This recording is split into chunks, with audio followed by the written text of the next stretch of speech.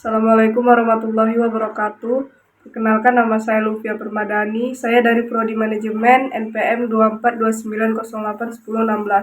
Saya membuat video ini untuk memenuhi tugas mata kuliah Manajemen Sumber Daya Manusia.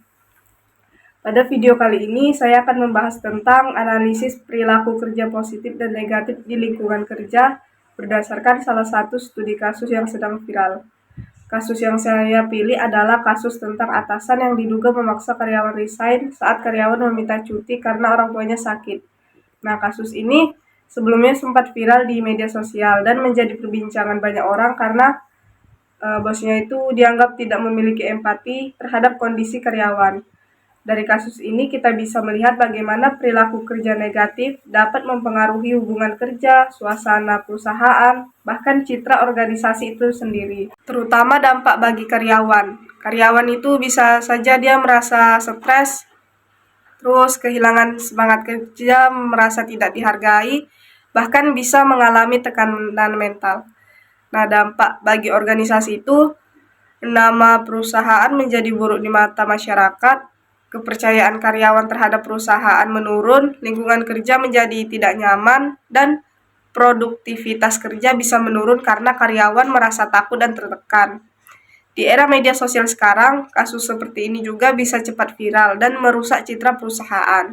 Solusi menurut pendapat saya nih, perusahaan itu harus memperbaiki budaya organisasinya supaya lebih manusiawi dan peduli terhadap karyawan. Ada beberapa solusi yang bisa dilakukan. Yang pertama itu meningkatkan empati pimpinan. Atasan harus belajar memahami kondisi bawahan dan tidak hanya fokus pada pekerjaan. Nah, yang kedua itu ada membuat komunikasi yang sehat. Perusahaan perlu membangun komunikasi yang baik antara atasan dan karyawan agar masalah bisa diselesaikan dengan kepala dingin.